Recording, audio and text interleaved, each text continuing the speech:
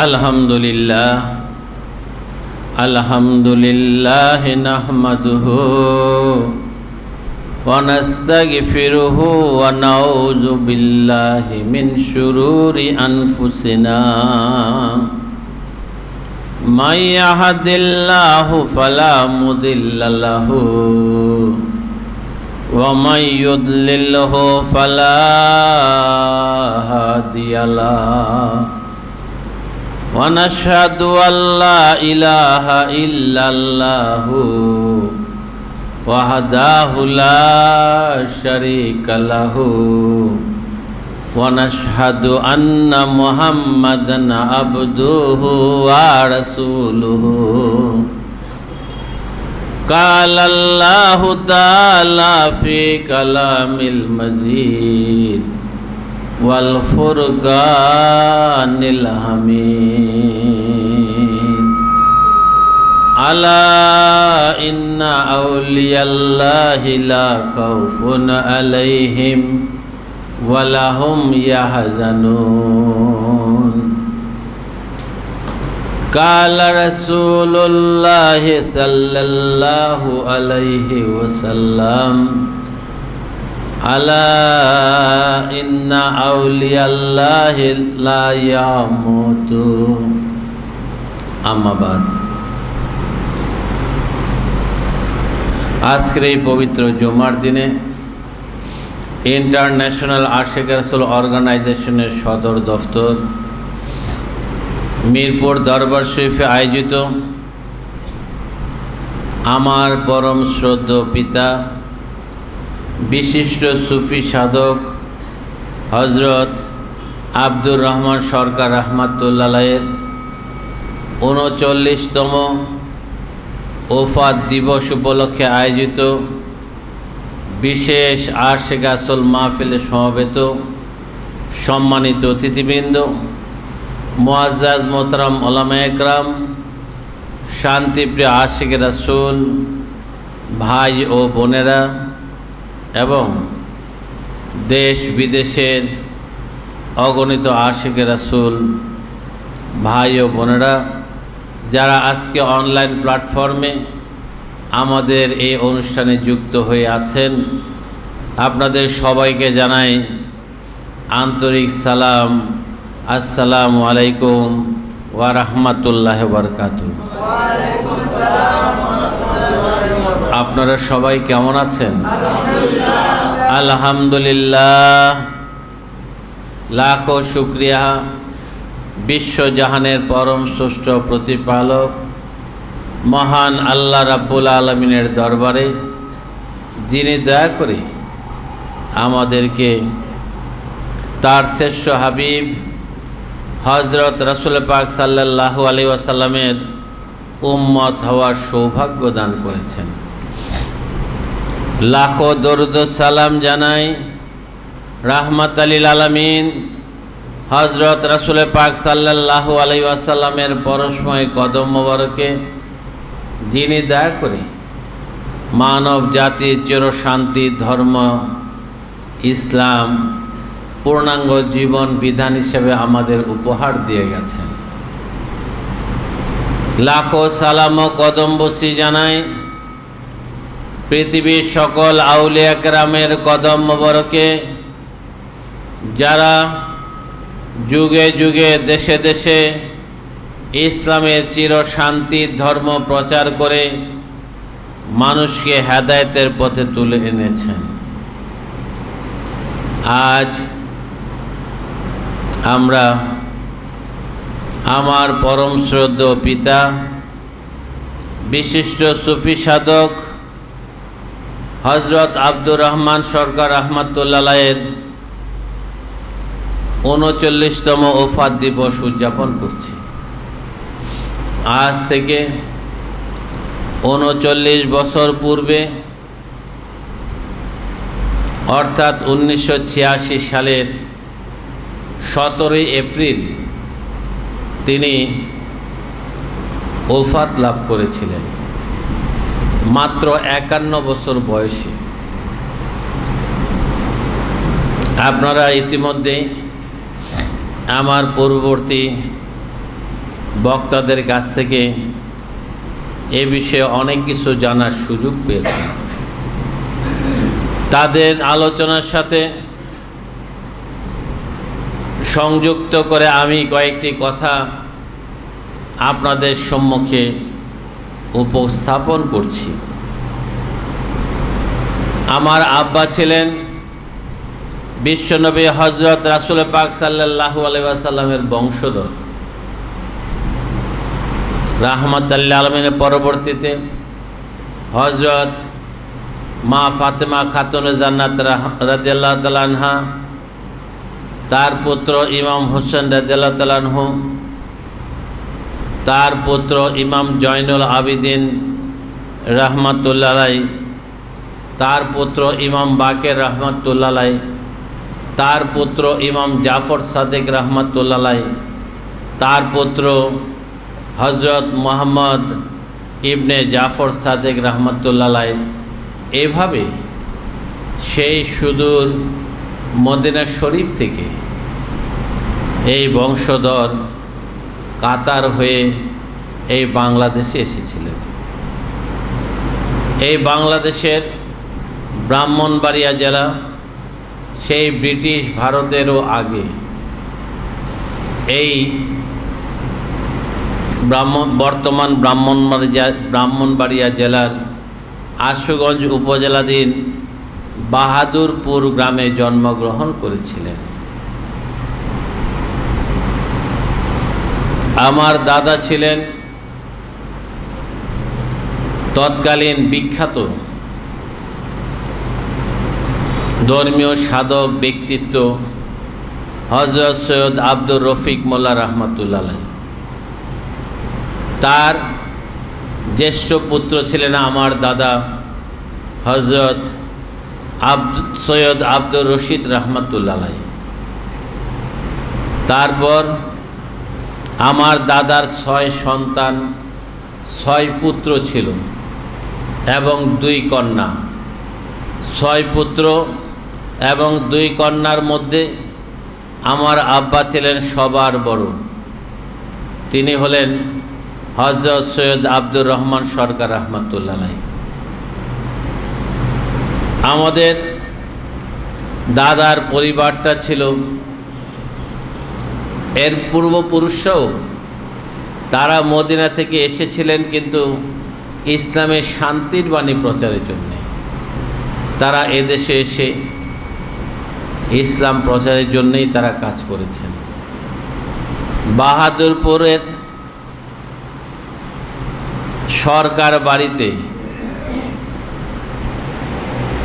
ওনারা একটা ব্রিটিশ আমলে একটা মসজিদ প্রতিষ্ঠা করেছিলেন। ওই অঞ্চলে তখন মসজিদ ছিল না। আমাদের পূর্বপুরুষের নির্মিত ওই মসজিদ একটা অনুপম সৌন্দর্য মণ্ডিত ছিল, পাকা মসজিদ, খুব সুন্দর কারুকাজ করা। আমরাও ছোটবেলা দেখেছি। সেই মসজিদের তত্ত্বাবধায়ক ছিলেন আমার দাদার পিতা, অর্থাৎ আমার আব্বার দাদা, আমরা বড় আব্বা বলতাম, হযরত সৈয়দ আব্দুর রফিক মোল্লা রাহমাতুল্লাহ আলাইহি। তিনি একজন অসাধারণ আধ্যাত্মিক সাধক ছিলেন।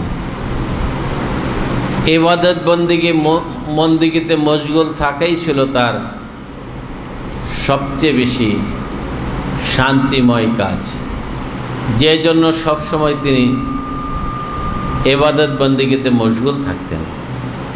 তিনি নিজে এই মসজিদ প্রতিষ্ঠা করে তার তদারকি করতেন। তার পরিবারে বড় আব্বা মানে আমার দাদারা ছিলেন বিশাল পরিবার। তারাও ছিলেন 6 ভাই 4 বোন, অনেক বড় পরিবার। কিন্তু বড় আব্বার পরিবারে সবাই অবিভক্তভাবে একসাথে খাওয়া দাওয়া করতেন। বড় আব্বা প্রতিদিন ফজরের নামাজের সময় দেখতেন বাড়ির কেউ মসজিদের ফজরের নামাজের জামাতে অনুপস্থিত আছে কিনা।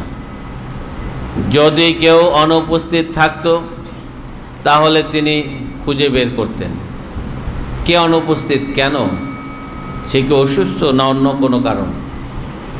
এভাবে বাধ্যতামূলকভাবেই সেখানে সবাইকে মসজিদে নামাজের ওয়াক্তে হাজির থাকতে হতো। ফজরের নামাজের পর মসজিদে বসে এক পারা কোরআন শরীফ পাঠ করা ছিল বাধ্যতামূলক। আমরা তো থাকতাম, আমাদের জন্ম শহরে, থাকতামও শহরে।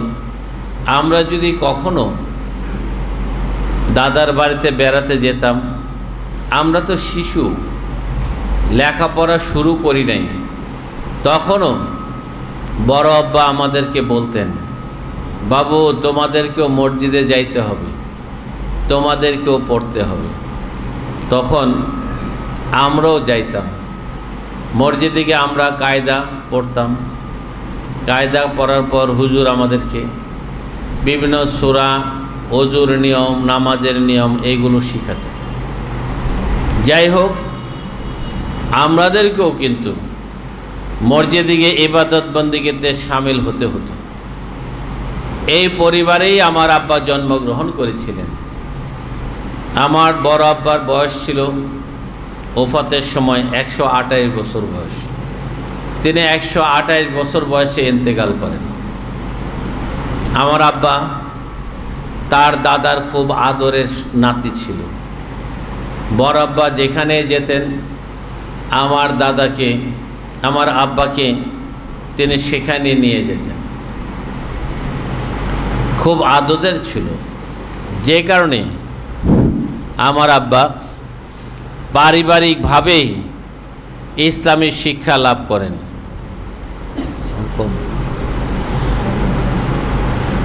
যে কারণে শৈশবে পারিবারিকভাবেই আমার আব্বা ইসলামী শিক্ষা লাভ করেন। তারপর ব্রাহ্মণবাড়িয়ার তালশহর হাই স্কুল থেকে তিনি মেট্রিক পাশ করেন। সেই আমার আব্বার জন্ম হয়েছিল 1935 সালে, সেই ব্রিটিশ ভারতে। তখন এই জেলার নাম ছিল ত্রিপুরা জেলা। পাকিস্তান আমলে 1960 সালে ত্রিপুরা জেলা পরিবর্তিত হয়ে কুমিল্লা জেলা হলো। 1985 সালে কুমিল্লা জেলা ভেঙে ব্রাহ্মণবাড়িয়া জেলা প্রতিষ্ঠিত হয়। আমার আব্বা কিন্তু সেই ব্রিটিশ ভারতের ত্রিপুরা জেলায় জন্মগ্রহণ করেছিলেন। পরবর্তীতে কুমিল্লা, এরপর ব্রাহ্মণবাড়িয়া জেলা হিসেবে আশুগঞ্জ উপজেলাধীন বাহাদুরপুর গ্রামে জন্মগ্রহণ করেছিলেন।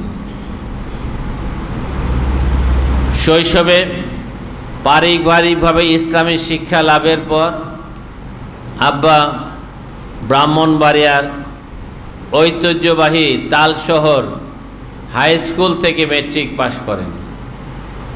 এরপর তখন ব্রাহ্মণবাড়িয়ায় ভালো কোনো কলেজ ছিল না। তখন নাম করা কলেজ ছিল কিশোরগঞ্জে গুরুদয়াল কলেজ। যে কারণে আমার আব্বা আশুগঞ্জের নদী পার হলেই তো ভৈরব কিশোরগঞ্জ জেলায়, ভৈরব থেকে ট্রেনে যেতে হতো কিশোরগঞ্জ। যে কারণে কিশোরগঞ্জে যাওয়া যাতায়াতটা সুবিধা ছিল। আব্বা কিশোরগঞ্জের গুরুদয়াল কলেজে ভর্তি হলেন। তিনি সায়েন্স গ্রুপের ছাত্র ছিলেন। তিনি আইএসসি পাশ করেন, গুরুদয়াল কলেজ থেকে বিএসসি পাশ করেন। এরপর তিনি ঢাকা বিশ্ববিদ্যালয়ের ইনস্টিটিউট অফ বিজনেস অ্যাডমিনিস্ট্রেশন থেকে কস্ট অ্যাকাউন্টিংয়ের উপর উচ্চতর কোর্স সম্পন্ন করেন। আমার আব্বার কর্মজীবন শুরু হয় খুলনার নিউজ প্রিন্ট পেপার মিলের ম্যানেজার হিসাবে। সেখানে কর্মরত থাকা অবস্থায় আমার জন্ম হয়েছিল। নিউজ প্রিন্ট মিলের বাংলোতে আমার জন্ম। সেখানে আব্বা আম্মা বসবাস করতেন। তারপর নিউজ প্রিন্টের পর নিউজ প্রিন্ট পেপার মিলের চাকরি করার কয়েক বছর পর তিনি খুলনার স্টার জুট মিলে চাকরি নেন। সেখানে কাজ করার পর তিনি চাঁদপুরের ডাব্লিউ রহমান জুট মিলে এসে যোগদান করেন। ডাব্লিউ রহমান জুট মিলে 2 বছরখানে কাজ করার পর উনি ঢাকার নবাব আশকারি জুট মিলে এসে যোগদান করেন। তিনি প্রতিটি ক্ষেত্রে অত্যন্ত গুরুত্বপূর্ণ ভূমিকা পালন করেন, অনেক গুরুত্বপূর্ণ দায়িত্ব পালন করেছেন, পদ পদবি গ্রহণ করেছেন এবং তার সততা ছিল তার জীবনের সবচেয়ে বড় সম্পদ। সর্বশেষে তিনি বাংলাদেশ জুট মিলস কর্পোরেশনের অধীনের ডেমরার করিম জুট মিলের তিনি deputy general manager accounts and ফাইন্যান্সের দায়িত্ব পালন করেছেন এবং সৎ অফিসার হিসাবে, নির্লোভ অফিসার হিসাবে তিনি সবার কাছে সুপরিচিত ছিলেন।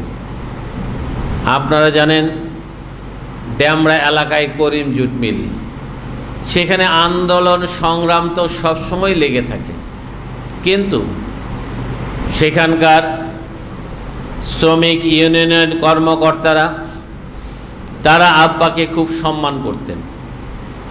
ডেমরা এলাকার সংসদ সদস্য ছিলেন হাবিবুর রহমান সাহেব। হাবিবুর রহমান সাহেবে তিনি ডেমরার কয়েক দফা তিনি সংসদ সদস্য ছিলেন, মাতুয়াইল বাড়ি। হাবিবুর রহমান সাহেব একদিন আমার সাথে সাক্ষাৎ, কথা প্রসঙ্গে তিনি বলতেছিলেন করিম জুট মিলে আব্দুর রহমান সরকার সাহেব আমার খুব পরিচিত ছিল। আমি বললাম কিভাবে? আমরা তো আন্দোলন করতাম, শ্রমিক ইউনিয়ন করতাম, যার জন্য ওনার সাথে প্রায় আমাদের মিটিং হতো, সাক্ষাৎ হতো। তারপর তখন আমি বললাম আমি তো ওনারই ছেলে, ওনার বড় ছেলে। উনি অবাক হয়ে গেলেন, তাই নাকি? উনি খুব আবেগ আপ্লুত হলেন, আপনি আব্দুর রহমান সরকার সাহেবের ছেলে? আমাকে হ্যাঁ। তখন আমাদের পরিবারের খোঁজ খবর নিলেন। উনি তো খুব ভালো মানুষ ছিলেন, উনি সুফি লোক ছিলেন। তৎকালীন শ্রমিক নেতা ছিলেন নারায়ণগঞ্জের রূপগঞ্জের একজন শ্রমিক নেতা, নামটা আমার খেয়াল নেই। তিনি এরশাদ আমলে, তিনি তখন একমাত্র বিএনপির একজন উপজেলা চেয়ারম্যান, প্রথম নির্বাচনে একজন উপজেলা চেয়ারম্যান নির্বাচিত হয়েছিলেন। ওই ব্যক্তি কি মাস্টার যেন তার নাম, যাই হোক, উনি উপজেলা নির্বাচনে পাশ করার পর উপজেলা চেয়ারম্যান হিসেবে থাকাকালীন সময়ে একবার আমার সাথে তার সাক্ষাৎ। তিনি তখন আমার আব্বার পরিচয় পেয়ে খুব প্রশংসা করলেন। উনি তো খুব ভালো মানুষ ছিলেন, উনি সৎ লোক ছিলেন। স্যারকে আমরা এত সম্মান করতাম। আমাদের কোনো আন্দোলন সংগ্রামের সময় আমরা বলতাম, স্যার আপনি বাড়িতে চলে যান, বাসায় চলে যান, আপনি থাকলে আমরা আমাদের দাবি আদায়ের জন্য বড় বড় স্যারদেরকে ধরতে পারবো না, আপনার সামনে আমরা বেয়াদবি করতে পারবো না, আপনি বাড়িতে যেয়ে ঘুমান, বিশ্রাম নেন। এভাবে তারা সম্মান করত। শুধু তাই নয়, আব্বা তখন তাদের কাছে একজন সুফি হিসাবে, সাধক ওলি আল্লাহ হিসেবেই পরিচিত ছিলেন। আসলে আব্বা শৈশব থেকেই সুফিবাদের প্রতি প্রবলভাবে আকৃষ্ট ছিলেন। আমার মনে আছে, আমরা তখন ছোট, আমি আমার আব্বার 6 ছেলে 4 মেয়ের মধ্যে সবার বড়। আব্বা কোথাও গেলে, বাজার করতে গেলে, কেনাকাটা করতে গেলে তখন আমাকে সাথে নিয়ে যেতেন। আমার মনে পড়ে পুরনো ঢাকায় যদি ঠাটারি বাজার, আমরা তখন কাঁঠাল বাগানে থাকতাম, হাতিরপুলের পাশে কাঁঠাল বাগান ফ্রি স্ট্রিটে থাকতাম। তো সাধারণত বন্ধের দিন আব্বা ঠাটারি বাজারে যেতেন, মানে কারণ বাজার থেকে স্কুটারে করে 50 পয়সা লাগতো ঠাটারি বাজার। বেবি ট্যাক্সি, তখন বলতো বেবি ট্যাক্সি, 50 মিটার ছিল 50 পয়সা। যাই হোক, ঠাটারি বাজার গেলে সেখানে কেনাকাটা করে আসতাম। ঠাটারি বাজার আশেপাশেও কিন্তু অলি আল্লাহদের রওজা শরীফ আছে। এছাড়া কখনো কখনো বই পুস্তক কেনার জন্য আমরা সদরঘাট যেতাম, আব্বাই নিয়ে যেতেন। সদরঘাটে গেলে ওইখানেও অনেক অলি আল্লাহর দরগা মাজার আছে। সদরঘাটের লালকুঠির এখানে পাক পাঞ্জাতনের মাজার আছে। তারপর এভাবে বিভিন্ন মাজারে আব্বা গেলে যদিও যেতেন কেনাকাটার জন্য, কিন্তু আমাকে নিয়ে যেতেন, চলো অলি আল্লাহর দরগায় জিয়ারত করতে যাই। অলি আল্লাহর মর্তবা কি, অলি আল্লাহ দরগায় জিয়ারত করলে কি হয় সেগুলো বুঝাতেন। এবং আমরা আব্বার সাথে সাথে, আমি তখন আমার ছোট বোন ঝর্ণা, এর ছোট স্বপ্না, এর পরে ভাই জুয়েল, আমরা 4 জনও অনেক সময় যেতাম আব্বার সাথে। আমরা তখন 4 ভাই বোনই ছিলাম। যাই হোক, আব্বা আমাদের ওখানে নিয়ে যেতেন এবং আব্বার কাছ থেকেই কিন্তু আমরা অলি আল্লাহদের শান, তরিকতের মর্তবা কি তা শিখেছি। বলতে গেলে আব্বাই আমাদেরকে সুফিবাদের হাতে খড়িয়ে দিয়েছেন। তারপর 1969 সালের ঘটনা, তখন আইয়ুব বিরোধী আন্দোলন, গণ আন্দোলন, অসহযোগ আন্দোলন, সারা দেশব্যাপী ব্যাপক আলোড়ন সৃষ্টি হয়েছে। তখন আব্বা নওবাসকের জুট মিলে কর্মরত। শাহবাগের শেরাটন হোটেলের সামনে, বর্তমানে ইন্টারকন্টিনেন্টাল হোটেলের সামনে, এখানে যে বঙ্গবন্ধু মেডিকেল ইউনিভার্সিটির, ওইটা ছিল নবাব বাড়ির জায়গা। আমরা ছোটোবেলা সেখানে যেতাম। আব্বার অফিস ছিল ওইখানে নবাব বাড়িতে, অফিস ছিল, আব্বার কোয়ার্টারও ছিল ওই অফিসের সংলগ্ন নবাব বাড়িতেই ছিল। নবাব আশকারিতে ছিল পাকিস্তানি, যার জন্য যখন গণ অভ্যুত্থান শুরু হলো, ব্যাপক আন্দোলন সংগ্রাম শুরু হলো, তখন নবাব বাড়ি আন্দোলনের টার্গেটে পরিণত। তখন স্বাধীনতাকামী, মুক্তিকামী সংগ্রামী জনতা নবাব বাড়িতে হামলা করে আগুন জ্বালিয়ে তছনছ করে দেয়। আমার আব্বা ছিলেন অফিসে। যখন গণ্ডগোল শুরু হয়ে যায়, তখন আমার মনে আছে, আমি, আম্মা, ভাই বোনরা, আমরা সবাই নানার বাড়িতে বেড়াতে গিয়েছিলাম। হঠাৎ করে আব্বা ওই দিন সন্ধ্যাবেলা হঠাৎ করে চলে গেলেন। সেদিন ছিল 25শে মার্চ 1969 সাল।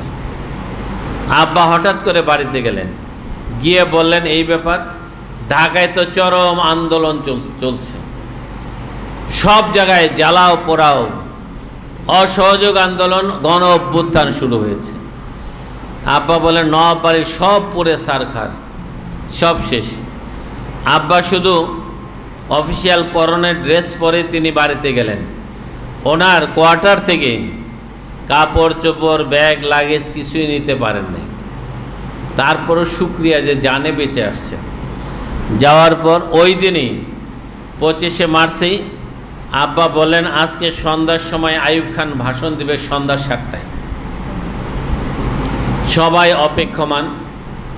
আমার নানার বাড়িতে, আমার নানার বাড়ি হলো আশুগঞ্জ স্টেশন থেকে দক্ষিণ দিকে 5 মাইল দূরে, আড়াইশিদা ইউনিয়নের দগিরিসার গ্রাম। সেখানে আমরা ছিলাম। তখন 25শে মার্চে আইয়ুব খানের ভাষণ শোনার জন্য সবাই অপেক্ষমান। সন্ধ্যা 7টায় আইয়ুব খান ভাষণ দিল। ভাষণের এক পর্যায়ে সে কাঁদতে শুরু করলো। কাঁদতে কাঁদতে সে পদত্যাগ করলো, আমি প্রেসিডেন্টের পদ থেকে পদত্যাগ করলাম এবং সেনাপ্রধান ইয়াহিয়া খানকে প্রেসিডেন্টের দায়িত্ব অর্পণ করলাম। এই দিনে ঐতিহাসিক দিনে ঘটনা, যাই হোক আইয়ুব খানের পদত্যাগ হলো, ইয়াহিয়া খান নতুন রাষ্ট্রপতির দায়িত্ব গ্রহণ করলো এবং নির্বাচনের ঘোষণা দিল। আইয়ুব খান তো নির্বাচন দিবে না এই নিয়েই তো আন্দোলন। পরে ইয়াহিয়া খান নির্বাচনের ঘোষণা দিল, তখন আন্দোলনটা কিছুটা শিথিল হলো। আব্বা ঢাকায় আসলেন, এসে নবাব বাড়িতে গেলেন কোয়ার্টারে, গিয়ে দেখেন সব পুরে ছারখার, কোনো কিছু আর বাকি নাই। কিন্তু আশ্চর্যজনক হলেও সত্য, আমার আব্বা যেই কোয়ার্টারে থাকতেন, যেই রুমে থাকতেন, ওই রুমের কোনো ক্ষতি হয় নাই, আগুনও পড়ে নাই, লুটপাটও হয় নাই, কোনো কিছুই নষ্ট হয়নি। আব্বা অবাক হয়ে গেলেন। তার কোয়ার্টারের চৌকাঠ, দরজা, জানালা, মালামাল যেমনি তিনি রেখে গেছেন তেমনি ছিল, দরজা খোলা, জানলা খোলা, কিন্তু কেউ কিছু নেয় নাই, কোনো কিছু আগুনও পোড়ায় নাই। অথচ আব্বার এই কোয়ার্টারের পাশের ডানে বামে সব কিছু পুড়ে গেছে। পরবর্তীতে আমরা ঢাকায় এসে দেখলাম, আমরাও দেখলাম সব কোয়ার্টার পুড়ে গেছে, কিন্তু আব্বার কোয়ার্টারের চৌকাঠটা ছিল ব্লু রঙের, নীল রঙের, একদম নীল না, হালকা নীল, ম্যাজেন্ডা কালার, সরি ভুল হোক, সবুজ রং, উজ্জ্বল সবুজ রং ছিল। আমরা এসে দেখি সব পুড়ে গেছে, কিন্তু আব্বার সবুজ রঙের জানলা, দরজার চৌকাঠগুলো নষ্ট হয়নি। আসলে তিনি যে আল্লাহর বন্ধু ছিলেন, আল্লাহর বন্ধুর আসবাবপত্র আল্লাহ কি রক্ষা করতে পারেন না? তো ওই ঘটনার মাধ্যমেই নওয়াব আশকারি জুট মিলের সবার সাথে পরিচিত হয়ে গেল যে সরকার সাহেব সাধারণ মানুষ না, তিনি আল্লাহওয়ালা লোক। এই জন্য নওয়াব আশকারি সাহেবও আব্বাকে অনেক সমীহ করতেন এবং খুব সম্মানের চোখে দেখতেন। একবার নওয়াব আশকারি সাহেবের মিলে সরকার 7 কোটি টাকা ট্যাক্স খাজনা ধার্য করল। তৎকালীন আমলে 7 কোটি টাকা খাজনা ট্যাক্স দিতে হবে। ইনকাম ট্যাক্স, আব্বা তো ছিলেন অ্যাকাউন্টসের হিসাব বিভাগের কর্মকর্তা। আব্বা হিসাব নিকাশ করে বললেন নওয়াব সাহেবকে যে আসলে নিয়ম অনুযায়ী তো ট্যাক্স দেওয়ার কথা না, কেন ট্যাক্স দেব? কিন্তু ট্যাক্সের যে কনসালটেন্ট, লয়ার যারা আছে তারা তো বুঝতেছে না, তারা বলতেছে না 7 কোটি টাকা দিতে হবে। তখন আব্বা নওয়াব সাহেবকে বলল, আপনি যদি বলেন আমি যাব ট্যাক্স ট্রাইব্যুনালে, আমি গিয়ে হিয়ারিং করব, আমি বুঝাবো যে আমরা ট্যাক্স দিতে বাধ্য নই, আমাদের উপর ট্যাক্স ধার্য হওয়ার মতো কোনো কিছু নাই। তো নওয়াব সাহেব যখন দেখলো যে সরকার সাহেব যখন বলছে ঠিক আছে, নওয়াব সাহেব সাথে করে আব্বাকে নিয়ে গেলেন ইনকাম ট্যাক্স ট্রাইব্যুনালে।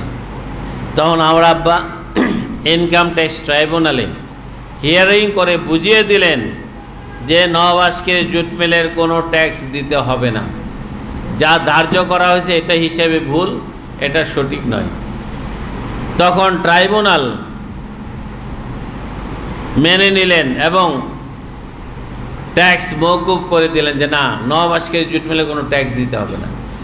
নওয়াব সাহেব খুশিতে আমার আব্বাকে বুকে জড়িয়ে ধরলেন, বললেন সরকার সাহেব, তার তো উর্দুভাষী ছিল, আব্বাকে বললেন আপনি খুব ভালো মানুষ, সুফি মানুষ, আপনি কি চান, আপনি যা চাইবেন আমি আপনাকে তাই দিব।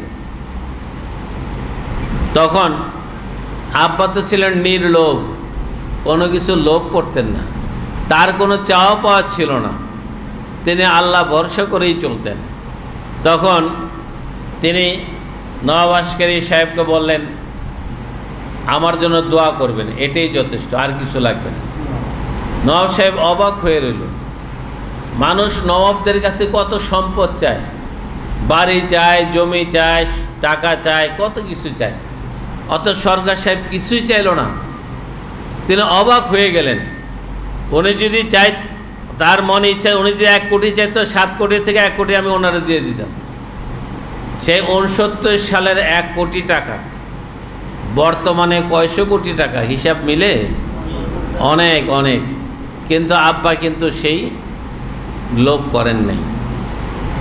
এই কারণে নওয়াব আশকেরি জুট মিলের সবাই আব্বাকে আলাদা সম্মানের চোখে দেখতেন।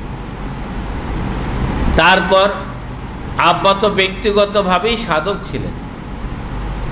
আমরা দেখতাম ছোটবেলা আব্বা যা বলতো তাই হইতো। আব্বা যদি বলতেন তোমরা এটা করো না, করলে বিপদ হবে, যদি কেউ করতো সে বিপদে পড়তই। মানে আব্বা একবার না করলে এটা করতে গেলে বিপদ হইতো। এই জন্য কেউ আমাদের আত্মীয় স্বজনদের মধ্যেও কেউ কিছু করতে গেলে আব্বার অনুমতি চাইতো, আব্বাকে বলতে এটা করতে চাই। আব্বা যদি বলতেন যে ঠিক আছে করেন, তাহলে করতো। আর যদি না করতেন তখন বলতেন না, উনি না করছে, করলে বিপদ আছে, করা যাবে না। এতটাই তারা সম্মান করতেন। তারপর 1969 সালের আরেকটি ঘটনা।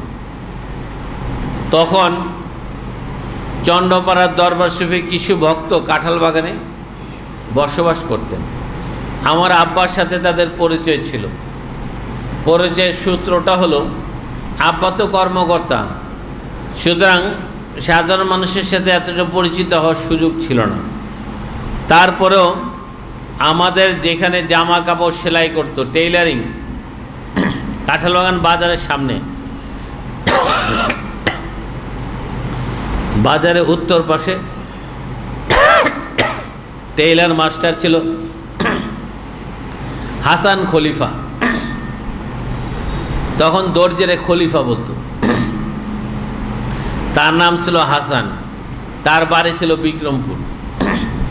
তা আমরা জামা কাপড় হাসান খলিফার এখানে তৈরি করতাম, আব্বা আমাদের নিয়ে যেত। হাসান খলিফা সাহেব ছিল ইমাম হুজুরের, ইমাম শাহ চন্দ্রপুরী রহমতুল্লাহর মুরিদ। বিভিন্ন সময়ে কথাবার্তায় আব্বা অলি আল্লাহ ভক্ত, উনি বুঝতে পারছেন। তখন হাসান খলিফা সাহেব একদিন আব্বাকে বললেন, দেখেন আপনি তো অলি আল্লাহ ভক্ত, আমাদের পীর চন্দ্রপাড়া দরবার শরীফের কামেল মোকামেল অলি আল্লাহ একজন আছেন, সৈয়দ আবুল ফজল সুলতান আহমদ চন্দ্রপুরী রহমতুল্লাহ, উনি আমাদের এখানে আসতেছেন। কাঁঠালবাগান বাজারে পূর্ব পাশে বালুর মাঠ ছিল একটা, ওই বালুর মাঠে মাহফিল হবে। তখন আব্বাকে দাওয়াত দিলেন, আপনি আসবেন।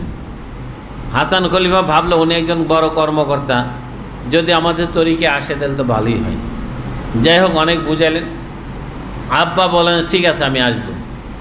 আমার মনে আছে আব্বা অফিসে যাওয়ার আগেই আমার আম্মাকে বললেন যে সাইদুর, ঝর্ণা, স্বপ্না, জুয়েল, ওদেরকে তুমি রেডি করে রাখো, আমি অফিস থেকে এসে সন্ধ্যায় একটা মাহফিলে যাব।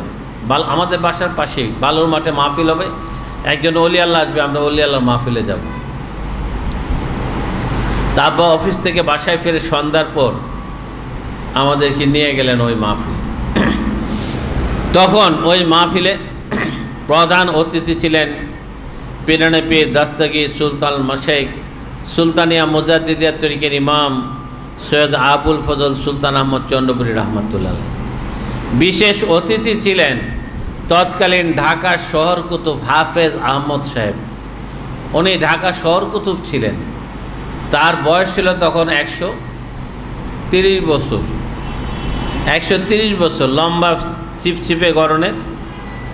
আমার মনে আছে আমি ওনাকে দেখেছি, কয়েকবারই দেখেছি। যাই হোক, আব্বা আমাদের নিয়ে গেলেন, আরও আলেম ওলামারা ছিলেন, তারাও বক্তব্য রাখলেন। সর্বশেষে ইমাম শাহ চন্দ্রপুরী রহমতুল্লাহ বক্তব্য শুরু করলেন। ইমাম হুজুর বললেন, অনেকেই তো অনেক বয়ান করেছে, আমি বেশি কিছু বলবো না, আমি শুধু তাসমিয়া শরীফের উপর একটু আলোচনা করব। তাসমিয়া মানে বিসমিল্লাহ। উনি বলেন বিসমিল্লাহির রহমানির রহিম, এটার ফজিলত সম্বন্ধে আমি একটু আলোচনা করব। ইমাম হুজুর শুরু করলেন তাসমিয়ার বয়ান, বিসমিল্লাহর বয়ান শুরু করলেন। বিসমিল্লাতে অবস্থা এমন, উপস্থিত যারা ছিলেন জজবা হয়ে সবাই দেওয়ানা হয়ে গেল।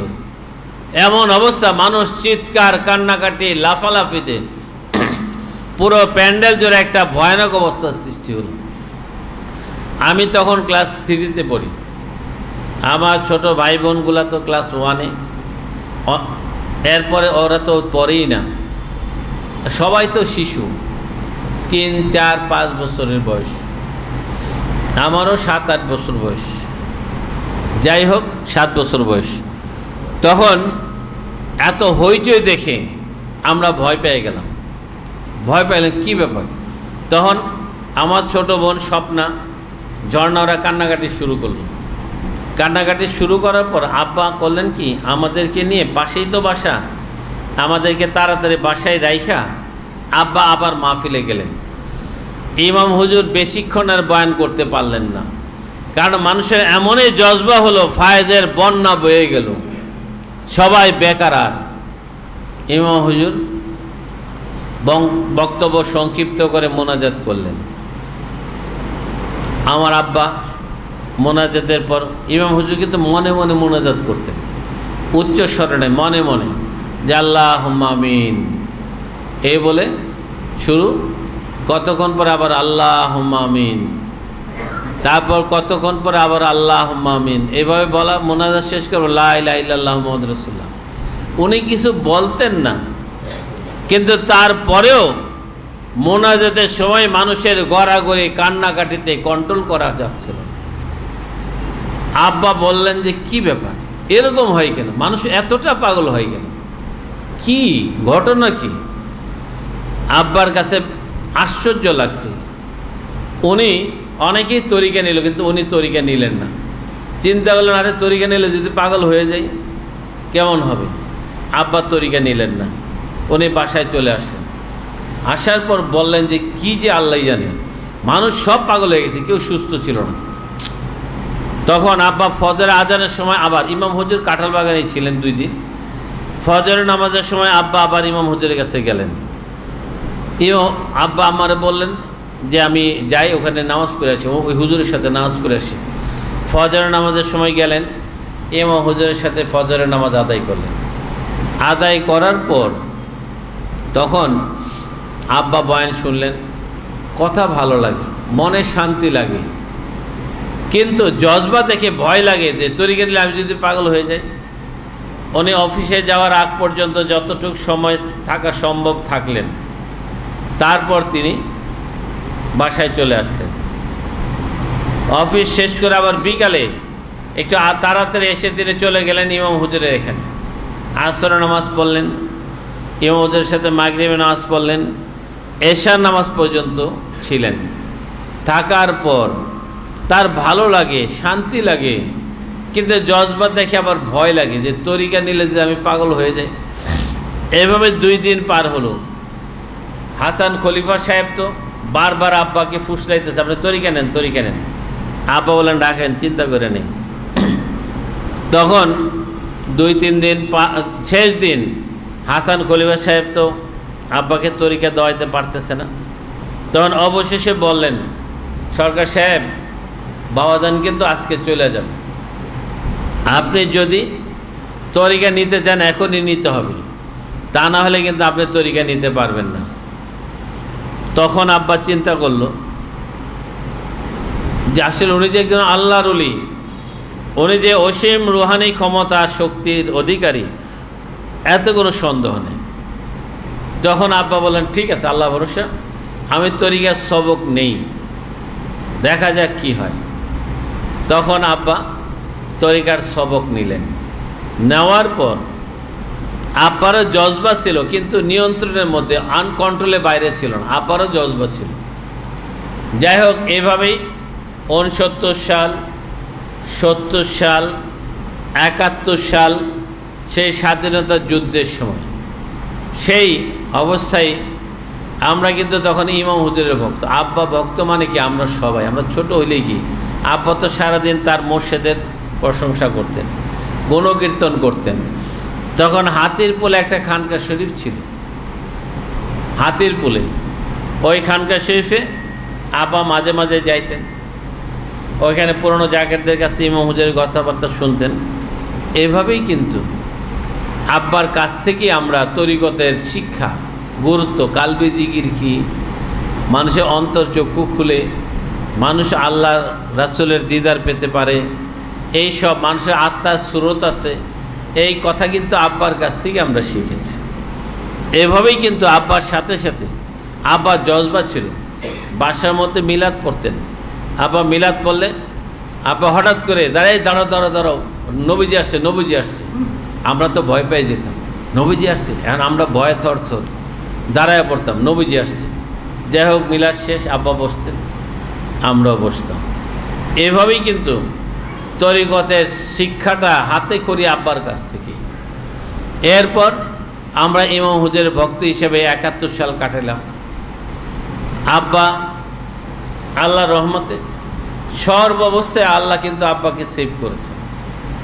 অনেকবার সেনাবাহিনীর আক্রমণের শিকার হয়ে আব্বা রক্ষা পেয়েছেন। এভাবেই কিন্তু ইমাম হুজুরের বরকতে আল্লাহ ওনাকে বিভিন্ন বিপদ আপদে রক্ষা করেছেন। আব্বা ছিলেন ইমাম হুজুরের একনিষ্ঠ ভক্ত। উনি এতটাই ভালোবাসতেন, আমার ছোট বোন ঝর্ণা তখন বড়, মানে ঝর্ণার বিভিন্ন জায়গাতে বিয়ের প্রস্তাব আসতেছে। তখন আব্বা বললেন, বিভিন্ন প্রস্তাব আসলে সাধারণত পিতা মাতা ছেলে পক্ষের বাড়িঘর দেখে, ছেলে কেমন কী আসে বিষয় দেখেন। কিন্তু আব্বার কাছে কোনো প্রস্তাব আসলে বলে, ঠিক আছে, নাম ঠিকানা লিখে দেন। নাম ঠিক লিখে দিলে তখন উনি চন্দ্রপাড়া ইমাম হুজুরের কাছে পাঠাই দিতেন। পাঠাই দেওয়ার পর ইমাম হুজুর, আমার আব্বা বলতেন, আমার মুর্শেদ যদি অন্ধের কাছে মেয়ে বিয়ে দিতে বলে আমি অন্ধের কাছে দিব, আমার মুর্শেদ যা বলে আমি তাই করব। তখন ইমাম হুজুরের কাছে 2-4টা প্রস্তাবের ঠিকানা পাঠালেন। ইমাম হুজুর যেটা সিলেক্ট করে দিলেন যে যশোরে ওইটা বিয়ে দেন। তখন আমার বোন ঝর্ণাকে যশোরে বিয়ে দেওয়া।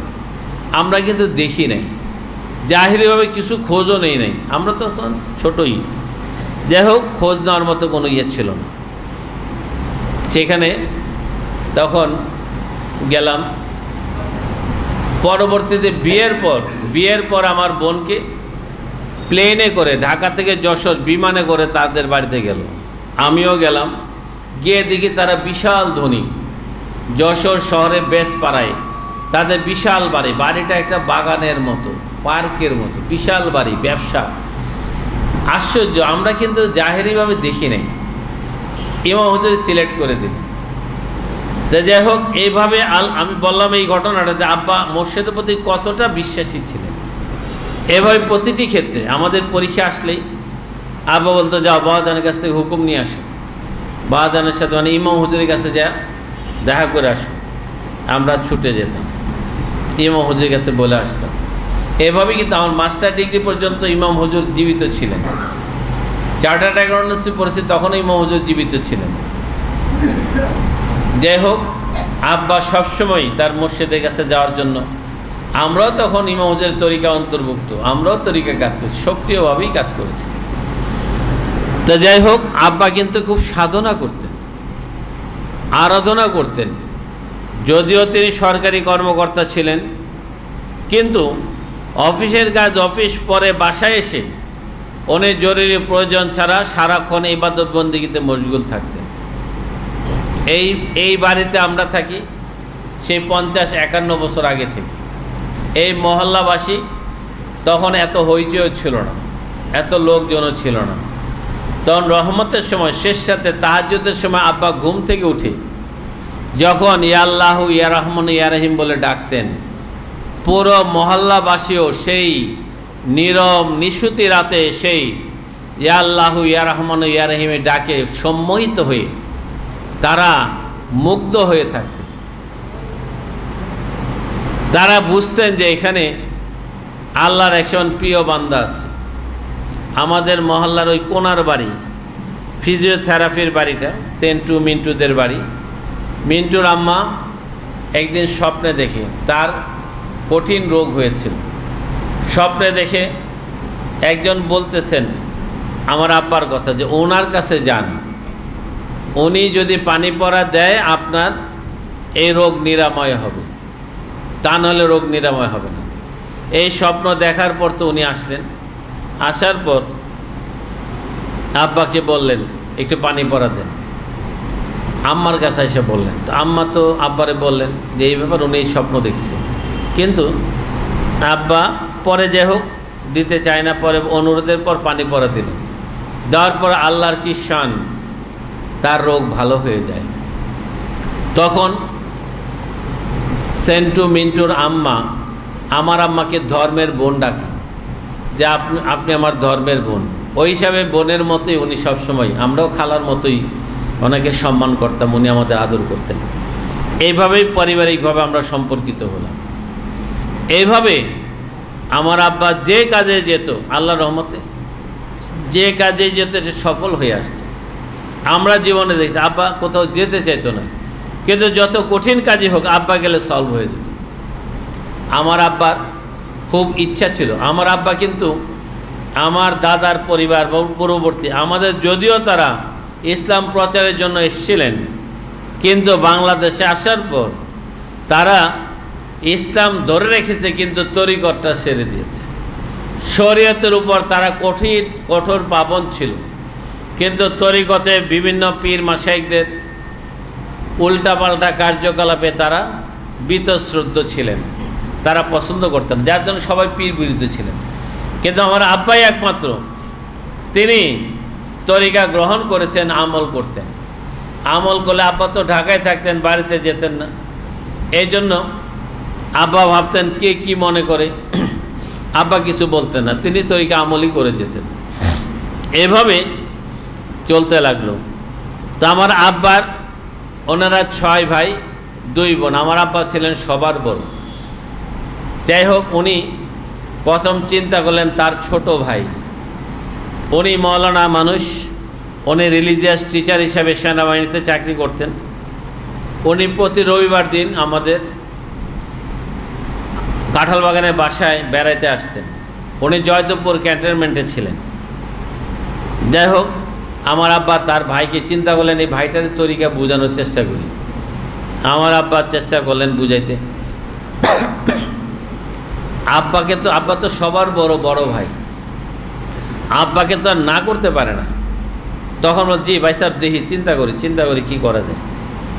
তো আব্বা বুঝতে পারলেন সে তো কৌশলে তরিকা থেকে দূরে থাকতেছে। একদিন আমার আব্বার যাকে পীর ভাই, তখন পীর ভাই বলতো, ওই হাসান খলিফা আব্বা চিন্তা করলেন হাসান খলিফা সাহেবরে নিয়ে আসি, দেখি আমার ভাইটারে বুঝায় তরিকা আনা যায় কিনা। যখন উনি রোববারে হাসান খলিফা সাহেবরে বলছে যে রোববারে সে আসবে, আপনি আইসেন। তখন হাসান খলিফা সাহেব, আমার আব্বার ভাই আসছে আমাদের বাসায়। হাসান খলিফা সাহেবরে আব্বা খবর দিচ্ছে উনি আসছেন। তো হাসান খলিফা সাহেবরে পরিচয় করে, এটা আমার ভাই, সেনাবাহিনীতে চাকরি করে, রিলিজিয়াস টিচার, আপনি একটু তরিকাটা বুঝান। এই বলে আব্বা ভিতরে আসলেন একটু নাস্তা প্রস্তুত করার জন্য মেহমানের জন্য। এর মধ্যে হাসান খলিফা সাহেব তরিকাতের বিষয়ে যখন আলোচনা শুরু করলেন, তখন আমার ভাই মৌলানা সাহেব তো ক্ষিপ্ত হয়ে গেল, এমন ক্ষিপ্ত, মারমুখী। কী ব্যাপার? আব্বা দৌড়ে আসলেন, কী হয়েছে? আসলে হুজুরি দিল ছাড়া তো নামাজ হয় না। লা সালাতা ইল্লা বি হুজুরিল কালব, একাগ্র চিত্ত ব্যতীত নামাজ হয় না। তো কালবের জিকিরে না হলে তো একাগ্র চিত্ত হয় না। সুতরাং এই নামাজ মৌলানা সাহেব হোক, মুফতি সাহেব হোক, হাফেজ হোক, কারি হোক, হুজুরি দিল ছাড়া তো নামাজ হয় না। হাসান খলিফা সাহেব আয়সা বললেন, মৌলানা সাহেব আপনি যে নামাজ পড়েন নামাজ হয়নি। এই কথা বলা মাত্রই আর্মির রিলিজিয়াস টিচার, এমনি তো আর্মির গরম, আবার মৌলানা মানুষ, উনি ক্ষিপ্ত হলে কি নামাজ আপনার কাছ থেকে শিখতেইব, বাড়ি খেয়ে পাই গেছে। তখন তো অবস্থা খারাপ, মানে পরিস্থিতি ঘোলাটে।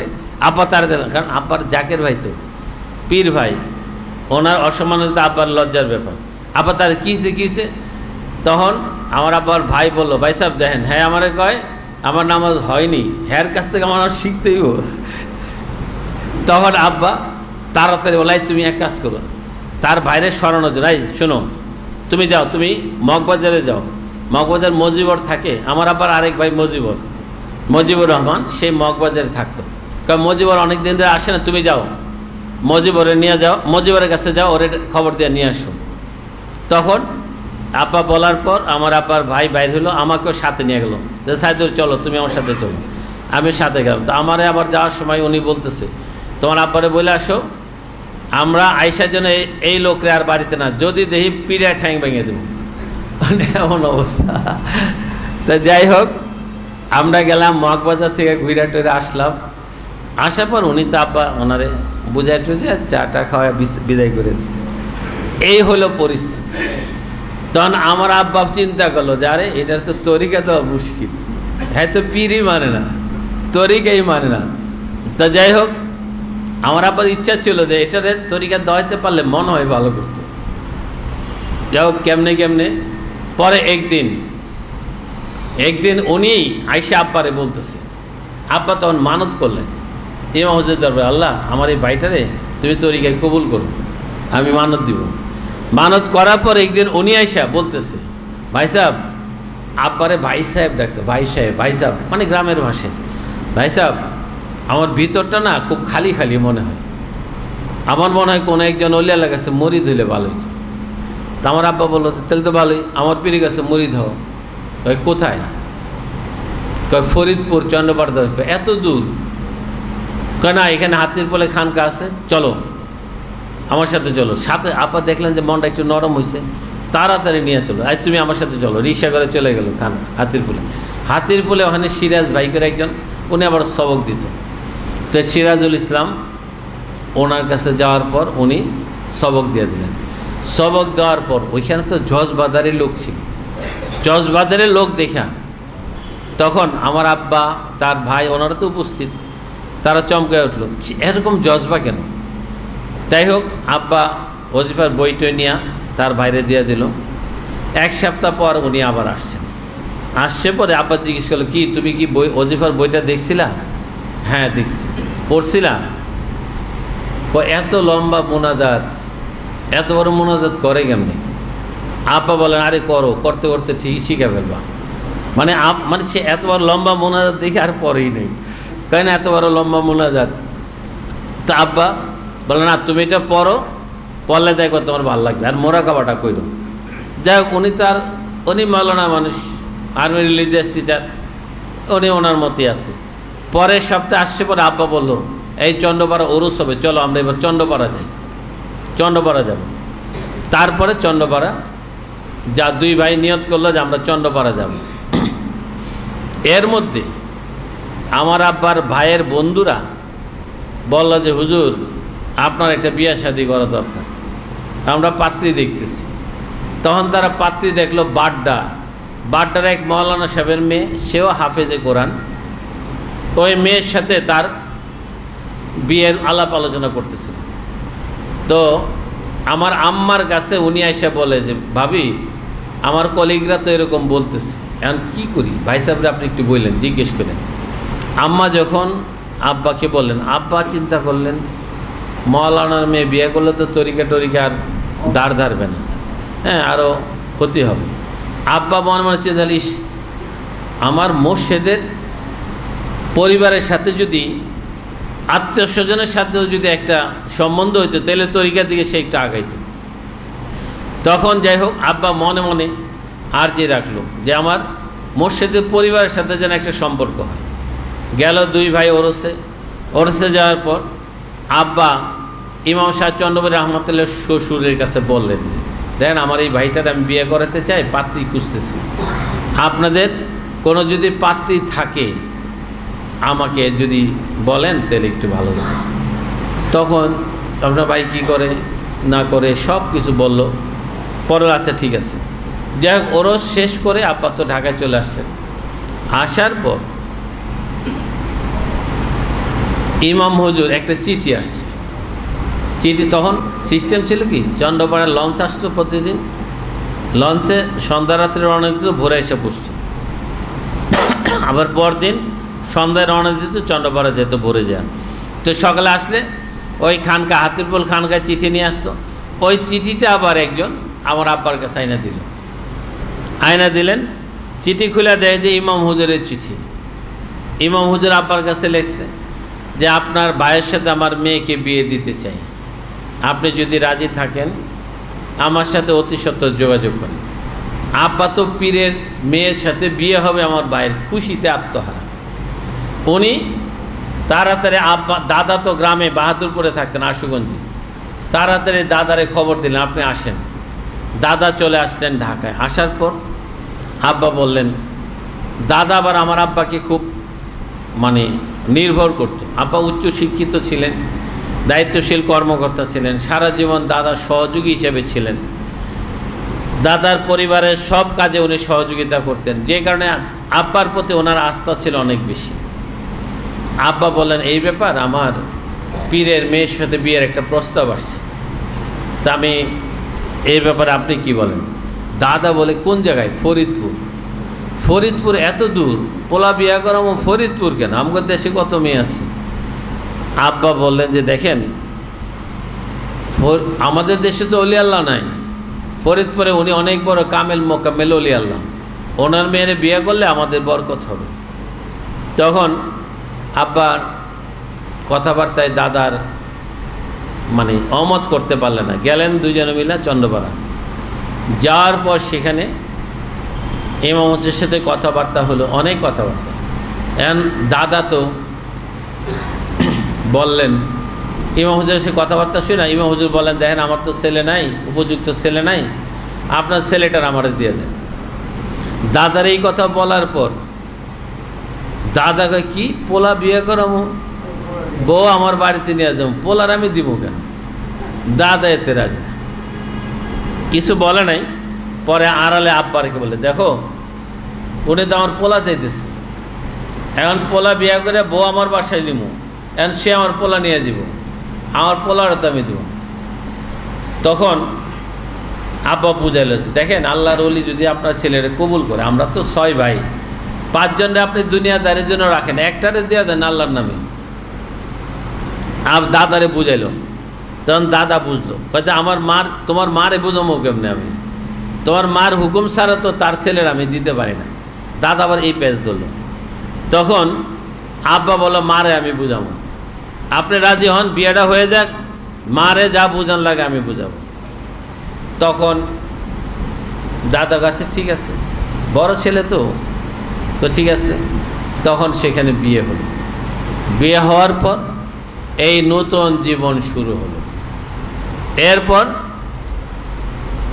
আমাদের দাদা তরিকা নিলেন, দাদার ছেলে আমার আব্বার অন্যান্য ভাইরা, তারা কিন্তু তরিকা পছন্দ করতো না, তারাও আস্তে আস্তে চন্দ্রপাড়ায় বিয়ে করানোর পর অন্যান্য কোনো ভাই তারা বিরোধিতা শুরু করলো। হ্যাঁ, কেন বিয়ে করাইলো, দেশে এত বউ থাকতে ওখানে কেন করালো, এটা উল্টাপাল্টা কথা। তারা তো পীর বিরোধী কনসেপ্ট তাদের, তারা উল্টাপাল্টা কথা বললো। পরে যাই হোক, আব্বা বুঝলেন, আব্বা তো বড় ভাই, আব্বার সামনে আবার কেউ কথা বলে না, আব্বারা সবাই মান্য করে। তো যাই হোক, পরবর্তীতে এইভাবেই বিয়ে শাদী হলো। আব্বাকে ইমাম হুজুর অনেক আদর করতেন। ইমাম হুজুর চন্দ্রপাড়ায় গেলে কখনো ইমাম হুজুর দয়া করে আব্বাকে একদম কাছে বসায়, যে সরকার সাহেব আপনি বসেন। উনি মোড়ায় বসে থাকতো, আব্বা খাইতে বসতেন। তখন ইমাম হুজুর বসে খাইতো। তো আব্বা বলতেন, আমার পীরের সামনে আমি বসে খাবো, আমার বেয়াদবি হয়। কে বাবা আপনি যান, আমি বিশ্রাম, না আমি থাকি, আপনি খান। আব্বাকে এতটাই আদর করতেন। যাই হোক, আমার আব্বার ভাইয়ের যখন প্রথম মেয়ে হলো, মেয়ের জন্ম হয়েছে পর আব্বার কাছে চিঠি লিখে জানালো যে ভাই সাহেব আমার মেয়ে হয়েছে, কুতুল আক্তাব, বর্তমান কুতুল আক্তাবের জন্ম হয়েছে পর চিঠি দিয়ে জানাইলো ভাই সাহেব আমার মেয়ে হয়েছে। তখন আমার আব্বা কাউকে বলে নাই, নিজে অফিসে, আবার তখন তো চিঠি আসতো 1 মাস লাগতো, চিঠি ফরিদপুর থেকে ঢাকা আসতো 2-3 সপ্তাহ 1 মাস। যাই চিঠি আসার পর তখন আমার আব্বা আবার অফিসে থাকে, কারো জিজ্ঞেস করে না, অফিসে থাকে আবার জবাব দিল, তোমার মেয়ে হয়েছে, আমি খুশি হইলাম, তো আমার একটা প্রস্তাব কি, তোমার মেয়ের সাথে আমার বড় ছেলে বিয়ে দিতে চাই, তুমি যদি রাজি থাকো আমাকে বইল। তখন যাই হোক, এই চিঠি যাওয়ার পরে চন্দ্রপাড়ায়, তখন ইমাম হুজুর চিঠি দেখলেন। দেখার পর ইমাম হুজুর হাসলেন, আরে এই মেয়ের জন্ম হয়েছে মাত্র, এখনই বিয়ের প্রস্তাব আয় পড়ছে। মানে ইমাম হুজুর একটু হাসতেন, ঠাট্টা করলেন। পরে একবার ইমাম হুজুর আব্বা চন্দ্রপাড়া দরবারে গেলেন, যাওয়ার পর খাইতে বসছে। গ্রাম দেশে তো আর ইলেকট্রিক ফ্যান ছিল না, তখন তাল পাতার বড় পাখা দিয়ে বাতাস করত। তখন কুতুল আক্তাবের বয়স তিন বছর। যাই হোক, আব্বা খাইতে বসছেন, ইমাম হুজুর সামনে বসা। তখন কুতুল আক্তাব আব্বারে তাল পাতার পাখা দিয়ে বাতাস দিতেছে। ছোট মানুষ বাতাস দিতেছে, বডিতে বাড়ি খেতেছে, দেহে বাড়ি খেতেছে। তখন ইমাম হুজুর হাসি দিল, কি তোমার চাচারে তো তুমি পাখা দিয়ে বাড়ি দিতেছো, বাতাস তো দেওয়া হয় না। তখন আব্বা বলে যে না, বাচ্চা মানুষ তো থাক। তো যাই হোক, কুতুল আক্তাব লজ্জা পায়, সেখান থেকে চলে গেছে। তখন আমার আব্বা ইমাম হুজুরকে বললেন, বাবাজান, আপনি যদি কিছু বেয়াদবি মনে না করেন, আমি একটা কথা বলবো। কি কথা বলেন? বলে, বাবাজান, আমার এই ভাইয়ের এই মেয়ের সাথে আমার ছেলের বিয়ে করতে চাই, আপনি কি বলেন? ইমাম হুজুর হাসি দিয়ে বলেন, আরে এটা তো খুশির খবর, আপনার ভাতিজারি আপনার বাসায় নেবেন, এটা আমার বলার কি আছে? মানে খুশি, এটা তো আনন্দের খবর, খুশির খবর। মানে ইমাম হুজুর সাদরে সেটা গ্রহণ করলেন। এভাবেই কিন্তু আব্বার সাথে ইমাম হুজুরের গভীর অন্তরঙ্গ সম্পর্ক ছিল। ইমাম হুজুর সাধারণত আসরের নামাজের পর হুজরা শুয়ে বসে বিভিন্ন জনের নালিশ শুনতেন, কারো আরতি শুনতেন। একদিন আব্বা বসে আছেন, ইমাম হুজুর নালিশ শুনতেছে, আব্বা চুপচাপ, আব্বার তো আর কোনো চাওয়া পাওয়া নেই, আল্লাহ ছাড়া কিছু চায় না। তো যাই হোক, আব্বা কি করলেন, বসে আছেন, সবাই একে একে বলা শেষ। তখন ইমাম হুজুর বসা, আব্বা বললেন, ইমাম হুজুরকে লক্ষ্য করে, বাবাজান, আপনি কত মানুষকে কত কিছু দিলেন, আমার তো কিছু দিলেন না। ইমাম হুজুর সাধারণত উনি খুব পাওয়ারফুল চশমা পরতেন, মানে ওনার মোটা গ্লাস, এখন তো আধুনিক অনেক নতুন গ্লাস বেরিয়েছে, কিন্তু তখন মোটা গ্লাসের চশমা। তো ইমাম হুজুর সাধারণত চক্ষু বন্ধ করে কালবে বসলো, কালবে খেয়াল করে বসে থাকতেন। তখন আব্বা যখন বল, বাবাজান বলছে, কি ব্যাপার, আপনি কত মানুষে কত কিছু দিলেন, আমার তো কিছু দিলেন না। তখন ইমাম হুজুর কি বললেন, একদম কি বললেন, কে বাবাজান, আপনার কাছে এসে কত মানুষের অন্তরে চক্ষু খুলে গেছে, মানুষের আত্মার সুরত দেখে, কবরে আজাব দেখে, কত কিছু দেখে, আমি তো কিছুই দেখি না। তখন ইমাম হুজুর বললেন, শোনেন, আমি যদি আপনার এখন দেই, আপনার তো পাগল হয়ে রাস্তায় ঘুরবেন, চাকরি করবেন কেমনি, আপনার সংসার ছেলে মেয়ে কে দেখবে, আপনি তরিকার কাজ করে যান, আমি সময় মতো আপনার দিয়ে দেবো। মানে উনি কিন্তু আমি সময় মতো দিয়ে দেবো, কাজ করে যান। তা আব্বা পরে ঢাকায় এসে আমাদেরকে বললেন এই ঘটনা। তো যাই হোক, এইভাবেই আব্বাকে এতটা আদর করতেন। আমার বড় বোনের বিয়ের সময়, আমার ছোট বোন, কিন্তু বোনদের মধ্যে শিষ্যবর ঝর্ণা, তার বিয়ের সময় আমার আব্বা সব দাদার বাড়ি, সবার দাদা মারা গেছে তখন, সব চাচাদের দাওয়াত দিলেন, তার সব ভাইদেরকে দাওয়াত দিলেন। আমরা মিরপুর এই বাসায় বিয়েটা হবে বাসার সামনে প্যান্ডেল করে, তখন রাস্তার পাশে প্যান্ডেল করে বিয়ের অনুষ্ঠান করব, সব আয়োজন করছে। আমরাও তো তখন ছোট, আমার ভাই বোনগুলো একেবারে ছোট। যাই হোক, আব্বার ধারণা ছিল আমার ভাইয়েরা সবাই আসবে, কিন্তু আশ্চর্য, আব্বার ভাইয়েরা কেউ আসে না। বাহাদুরপুর থেকে, মানে আশুগঞ্জ ব্রাহ্মণবাড়িয়া থেকে একটা লোক আসেনি, আমরাই সব, আর কেউ আসেনি। এদিকে ইমাম হুজুরের দরবারে যাতে আব্বার ভাই থাকে, এখন ইমাম হুজুর পেরেশান। ইমাম হুজুর আমার আব্বার ভাইরে বলতেছে, আপনি তাড়াতাড়ি যান, আপনার ভাই না আপনার দাওয়াত দিচ্ছে, আপনার ভাইয়ের মেয়ের কালকে বিয়ে, আপনি যান। তখন উনি একটু ঢিলামি করতেছিলেন, না ভাই, আমার শরীরটা ভালো না, পায়ে ব্যথা, এই সেই।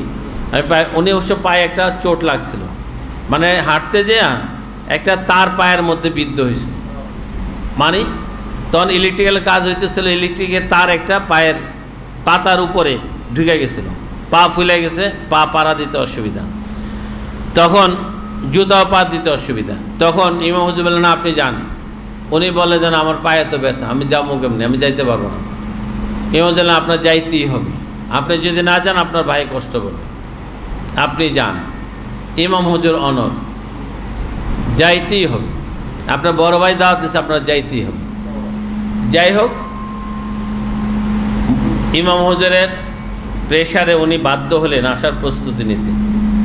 পরদিন সকালবেলা দেখা গেল ঢাকা থেকে একটা খালি নতুন গাড়ি নিয়ে একজন কিনা বাড়িতে গেছে, বাড়ির চন্ডপাড়া গেছে ইমাম হুজুরকে দেখানোর জন্য। তখন দেখানোর পর আবার ওই গাড়ি ঢাকা চলে আসবে। তখন ইমাম হুজুর তো খুশি, এই যে দেন আপনার জন্য আল্লাহ গাড়ি পাঠিয়ে দিচ্ছে, আপনি যান আপনার ভাইয়ের বিয়েতে যান। তখন ওই গাড়িতে করে তারা রওনা দিল এবং ওই দিন সন্ধ্যাবেলা এসে বিয়ের অনুষ্ঠানে উপস্থিত হলো। তাহলে দেখেন ইমাম হুজুর আমার আব্বাকে কতটা ভালোবাসতেন। আসলেই আশেকে মাসুক আর রঞ্জিস কেরামন কাতিবিন খবর নিস, আশেক মাসুকের যে প্রেমের খেলা, এটা কেরামন কাতিবিনও বুঝে না। আমার আব্বা সেভাবেই কিন্তু ইমাম হুজুরকে ভালোবাসতেন। সারা জীবনে আমরা দেখেছি আমাদের যে কোনো বিপদ আপদে তিনি তার মসজিদের কাছে মেসেজ পাঠাতেন, চিঠি লিখতেন এবং আল্লাহর রহমতে আমাদের বিপদও দূর হতো। এভাবেই কিন্তু তিনি তরিকতের সাধনা করেছেন। আসলে আমার আব্বা হলেন তরিকতের ইতিহাসে একজন দৃষ্টান্তমূলক ব্যক্তি। কারণ আমরা মনে করি তরিকা করলে সব ছাইরা দিয়া তরিকার পথে নেমে যেতে হবে।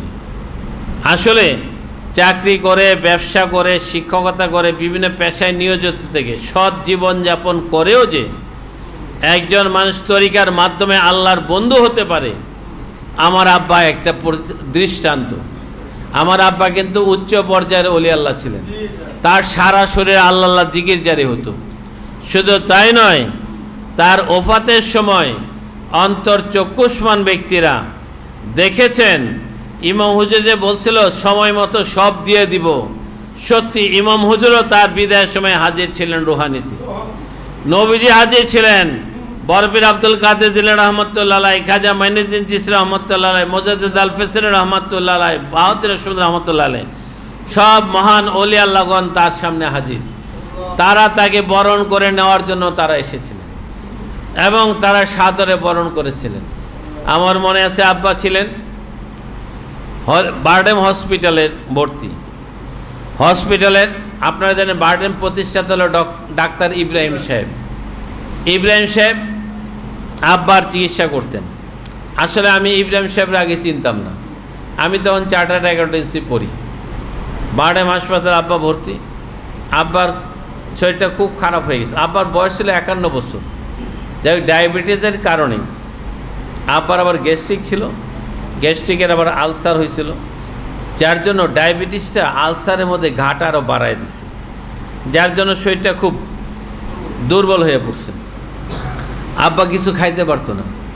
হঠাৎ বলল যে আমি স্যুপ খাবো। তা আমি হসপিটাল থাকি, আমি তো ভাই বোনদের মধ্যে আমি সবার বড়, আর অন্যগুলো তো সবাই ছোট ছোট, আম্মা আর আমি ওখানে থাকতাম। যাই হোক, আমার তখন মাস্টার্স ফাইনাল পরীক্ষা, ফাইনাল পরীক্ষাও সামনে, আব্বা হসপিটালে, আমারও মাস্টার্স পরীক্ষা। যাই হোক, আমি বই নিয়ে, আব্বা এক বেডে শুয়ে থাকতো, আমি আরেক বেডে শুয়ে শুয়ে পড়তাম, আবার চার্টার্ড অ্যাকাউন্টেন্সি পড়ি। তা আব্বা স্যুপ খাবে, আমি ম্যাকডোনাল্ডস ছিল তোপখানা রোডের মোড়ে, ম্যাকডোনাল্ডস একটা চাইনিজ রেস্টুরেন্ট ছিল, আমি ওখানে গেলাম। এখন সিপিবি অফিস, কমিউনিস্ট পার্টির অফিসটা যেখানে, এটা ম্যাকডোনাল্ডস ছিল। তা আমি গেলাম, ওইখানে গিয়ে স্যুপ কিনলাম, স্যুপ কিনে আনলাম। আনার পর দিয়ে বারডেমের গেটের মধ্যে একজন লোক দাঁড়ায় আছে, চারিপাশে আরও 10-12 জন লোক গেটটা ব্লক করে দাঁড়ায় আছে। তো আমি, আব্বা তো অসুস্থ, আমি তাড়াহুড়া করে, আমি বলি কী ব্যাপার, লোকজন সব রাস্তা ব্লক করে দাঁড়াইছে গেট। আমি গাই সরেন সরেন, আমি ধাক্কায় সরায়া আমি দ্রুত ভিতরে প্রবেশ করলাম। আর সবাই এই ছেলেটা কে, সবাই এত লোকটা ধাক্কায় সরে চলে গেল, কে কে। আমার তো আর হুঁশ নেই, আব্বা শরীর খারাপ, আবার কে কী। তো যাই হোক, আমি ভিতরে গেলাম, ওইখানে ডাক্তার ইব্রাহিম সাহেবও দাঁড়ানো। ইব্রাহিম সাহেব সবার সাথে কথা বলতেছে। তো ইব্রাহিম সাহেবরা ধাক্কা দিয়ে আমি ভিতরে চলে গেছি। যাই হোক, ইব্রাহিম সাহেব কথা ফালাই দিয়ে আমার পিছনে পিছনে আসতে লাগলো। আসার পর দেখি আব্বারে সিটে বসে আমি স্যুপ খাওয়াইতেছি। তখন ইব্রাহিম সাহেব বলে, কী ব্যাপার, আপনি স্যুপ খাওয়াচ্ছেন কেন? আমি বললাম, আমি খাওয়াবো না, কী করবো, কেউ তো নাই, নার্স নাই, কেউ নাই, আব্বা তো একা খেতে পারে না। তখন ইব্রাহিম সাহেব, কে নার্স কোথায়? সবাই। আর ইব্রাহিম সাহেব ডাক দিয়েছে, সব ডাক্তার নার্স সবাই এসে হাজির। কী ব্যাপার, রুগীকে তোমরা খাওয়া না কেন, অ্যাটেন্ডেন্ট কেন খাওয়াবে? উনি খেপে গেল, আমাকে বলো, আপনি দূরে থাকেন, খাওয়াবে, নার্স খাওয়াবে, আপনি খাওয়াবেন কেন? যাই হোক, নার্স টার্সটা সব ধমক টমক দিলে, ওনার কাছে সবসময় থাকবা, যা লাগে করবা। পরে আমি জিজ্ঞেস, ভাই এটা কে, এই লোকটা কে? তখন জানলাম উনি ইব্রাহিম সাহেব, ডাক্তার ইব্রাহিম, বারডেমের প্রতিষ্ঠাতা। যাই হোক, ওনার সাথে পরিচয় হলো। আমি তখন চার্টার্ড অ্যাকাউন্টেন্সি পড়ি, উনি আমার পরিচয় পায়ও খুশি হলেন। তখন উনি বলেন, আমি সর্বাত্মক চেষ্টা করব ওনাকে সুস্থ করার জন্য। উনি আপ্রাণ চেষ্টা করছেন। আব্বার ব্লাড দরকার হলো, ব্লাডের জন্য ইব্রাহিম সাহেব নিজে টেলিভিশনে বিজ্ঞপ্তি দিল, আব্বার ব্লাড ছিল বি নেগেটিভ ব্লাড, আব্বার জরুরি প্রয়োজন, রক্তের প্রয়োজন বি নেগেটিভ, মানে টেলিভিশনে বিজ্ঞপ্তি দিল ইব্রাহিম সাহেব নিজে। এরপর আমাকে বলল, blood bank Dhaka medical college আছে, সন্ধানী ব্লাড ব্যাংক। আবার বাংলা মোটর একটা ছিল ডক্টর কসিমউদ্দিন, ওনার এখানে একটা ব্লাড ব্যাংক ছিল। উনি বলল ওই দুই জায়গায় আছে। তখন আমার শরীরে আমি আমার এক ব্যাগ ব্লাড দিলাম। আমার ছোটো ভাই জুয়েল তখন এসএসসি পরীক্ষা দেওয়া শেষ হয় নাই ওই পর্যায়ে। তো জুয়েল আসছে, জুয়েলের বয়স কম ছিল, 16 বছর, কিন্তু তার ব্লাড দেওয়ার 18 বছরের আগে দেওয়া যায় না। কিন্তু জুয়েলের স্বাস্থ্য টাস্থ্য ভালো থাকাতে ডাক্তার ইব্রাহিম সাহেব বললো, আর কেউ নাই তোমাদের? আমি বললাম যে হ্যাঁ, আমার ছোটো ভাই জুয়েলে দেখালাম, ও তো 16 বছর বয়স। তখন উনি বললেন, না, ওর স্বাস্থ্য ভালো, ও ব্লাড দিলে অসুবিধা নেই। তাও জুয়েলও দিল। তারপর জুয়েল দেওয়ার পর আরও ব্লাড লাগবে 1 সপ্তাহের মধ্যে। আমি আবার সাধারণত 3 মাসের মধ্যে ব্লাড দেওয়া যায় না, যেহেতু জরুরি প্রয়োজন, বি নেগেটিভ ব্লাডও পাওয়া যায় না। আমি আবার আরেক ব্যাগ ব্লাড দিলাম। তখন এরপর আরও টিভিতে যে বিজ্ঞপ্তি দিল, ওইখানে মুক্তিযোদ্ধা সংসদের সাধারণ সম্পাদক ছিলেন মেজবাউদ্দিন সাহেব, উনি ওয়ার্ড কাউন্সিলরও ছিল TNT কলেজ এলাকার।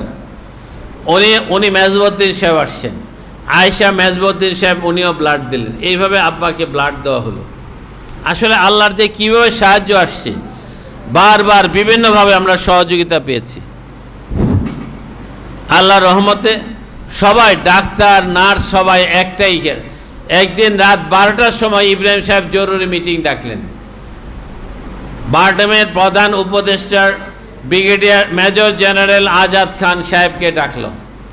সবাই এসে হাজির, বোর্ড মিটিং, এই রুগীর কীভাবে সারানো যায়। ওনারা আপ্রাণ চেষ্টা করলেন। তারপর ইব্রাহিম সাহেব বললেন, তখন ওই আব্বার বরফ দিতে হতো। ইব্রাহিম সাহেব বললেন যে বরফ আছে আমার বাসায়, আপনি যখন দরকার আমার বাসায় ফ্রিজ থেকে আপনি বরফ নিয়ে আসবেন।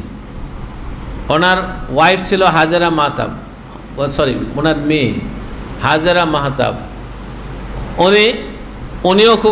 উনিও বারডেমের ডাক্তার ছিলেন, প্রফেসর, উনিও সহযোগিতা করেছেন। তো যাই হোক, এইভাবেই কিন্তু সবার সহযোগিতা, আমরা অকুণ্ঠ সহযোগিতা পেয়েছি। যাই হোক, ওনার হায়াত শেষ। উনি যখন ইন্তেকাল করে, আমি পাশের সিটে বসা, আম্মা আব্বার সিটে, আমি পাশের সিটে বসা, শুয়ে আমি বই পড়তেছি। আমার পরীক্ষা, মানে শুক্রবার শেষ রাতে আব্বা ইন্তেকাল করছে, আমার শনিবার আমার ফাইনাল পরীক্ষা। তখন কী অবস্থা, মাস্টার্স ফাইনাল। তখন আমি চার্টার্ড অ্যাকাউন্টেন্সি পড়ি আর মাস্টার্সও পড়ি। তখন আমি শুয়ে বই পড়তেছি। এমন সময় আম্মা হঠাৎ বলো, কি দেখো তোমার আব্বা জানি কী করতেছে। তাড়াতাড়ি গেলাম, পাশেই তো সিট, গেলাম, দেখি আব্বার তো শেষ অবস্থা। তখন আব্বা দেখলাম তাকে শান্তভাবে কালেমা পরে ইমানের সাথে বিদায় নিলেন আমাদের সামনে। তখন তার মোবাইল ফোন ছিল না, তাড়াতাড়ি TNT ফোনে যেখানে যেখানে জানানো দরকার জানাইলাম, লোকজন আসলেন। তখন আব্বাকে দাফন করার জন্য প্রথম মিরপুর আনলাম, আনার পর আব্বাকে দেওয়ানবাগে, আব্বার ইচ্ছা ছিল ওইখানে দেওয়ানবাগে নতুন দরবার হয়েছে, তার ভাইয়ের কাছে উনি থাকবেন। ভাইকে উনি খুব আদর করতেন, তার ভাইয়ের কাছে উনি থাকতে চান। যাই হোক, মিরপুর আনার পর তখন ডাক্তাররা আমাকে বলতেছিল, ইব্রাহিম সাহেব অন্য ডাক্তার, যে আপনি হলেন বাবার বড় ছেলে, আপনি কিন্তু পরীক্ষাটা দেবেন, কালকে পরীক্ষা, মানে শুক্রবার মারা গেছে, শনিবার পরীক্ষা, আপনি কিন্তু পরীক্ষা ড্রপ দিয়েন না, তাহলে আপনার ফ্যামিলিকে দেখবে, আপনার এত বড় ফ্যামিলি, 10 জনের পরিবার, আপনার আম্মা সহ 11 জন, আপনাকে কিন্তু হাল ধরতে হবে। যাই হোক, তারা বলতেছিল আপনি কিন্তু পরীক্ষা, তারাও জানতো আমি পরীক্ষার্থী। তো যাই হোক, আব্বাকে দাফন করলাম। দাফনের সময়ই বলা হয়েছিল ওনার লাশ অক্ষত থাকবে, সারা শরীরে যাদের জিকির হয় তাদের লাশ নষ্ট হয় না। যাই হোক, দাফন করার পর পরের দিন আমি পরীক্ষা দিলাম। আল্লাহর রহমতে পরীক্ষা আমার খুব ভালো, আমি 7ম স্থান অধিকার করি ঢাকা বিশ্ববিদ্যালয়ে। যাই হোক, অনেক ঘটনা।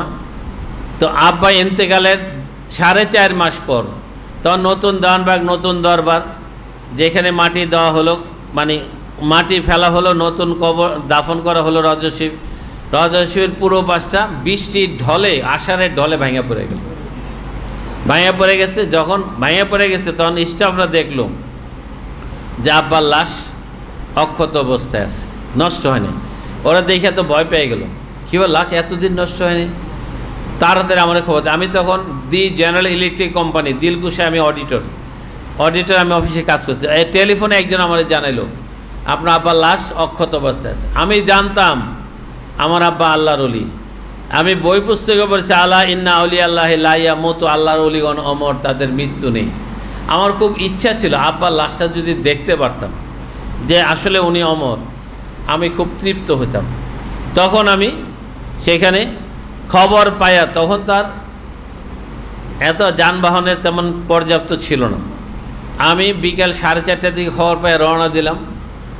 মদনপুর যা পৌঁছতে পৌঁছতে সন্ধ্যা হয়ে গেল।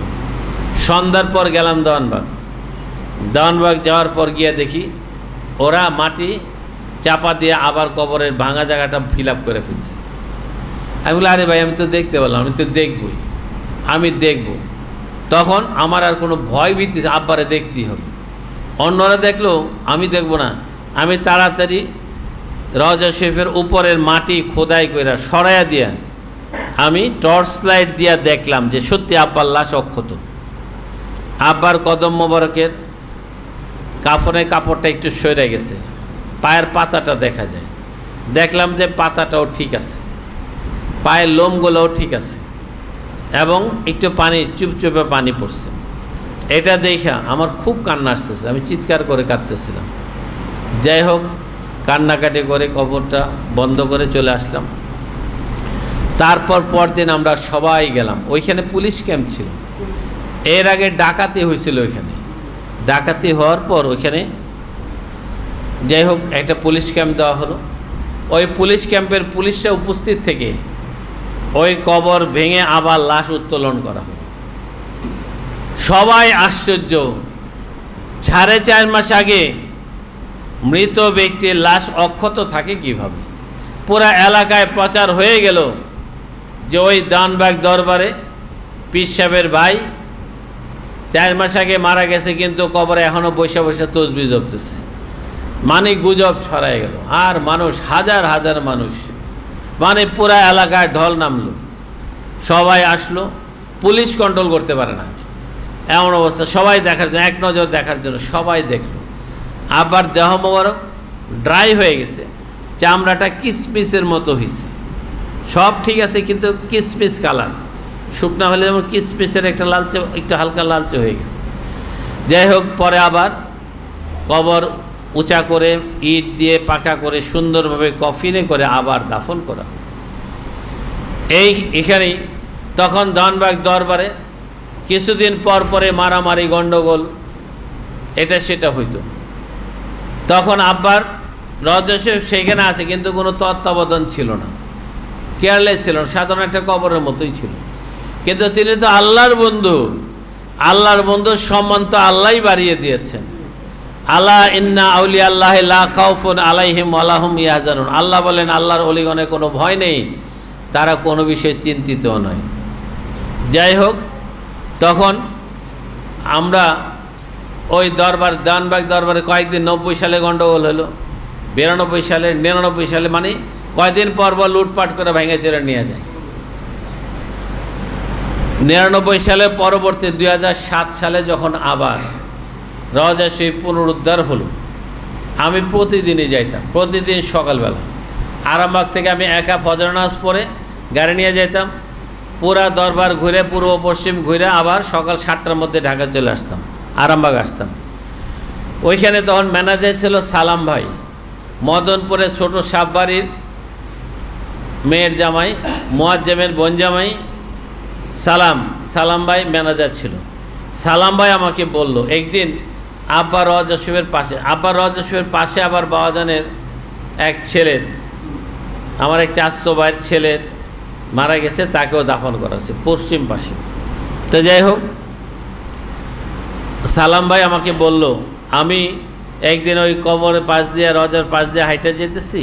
সালাম ভাই রওজার পাশের ওই মেশিন রুমেই থাকতো, মোটর রুমে, ট্যাঙ্কি রুমে। সালাম ভাই বলল যে আমি শুনতেছি কবর থেকে বলতেছে, আমার আব্বার চাচা যান বলতেছে, এই মেয়ে আপনাকে দরবার কয়দিন পর পর ভাঙ্গা লয়ে যায়, আপনারা আমার রওজাটা ঠিক মতো রাখেন না কেন? আমার রওজার যত্ন নেন, দরবার আল্লাহ আপনাদের রক্ষা করবে। এই কথা বল। আমি যাওয়ার পর বললো যে এই ঘটনা চাচা যান বলছে যে আমার রওজা যদি আপনারা ঠিক রাখেন, দরবার আল্লাহ আপনার ঠিক রাখবে।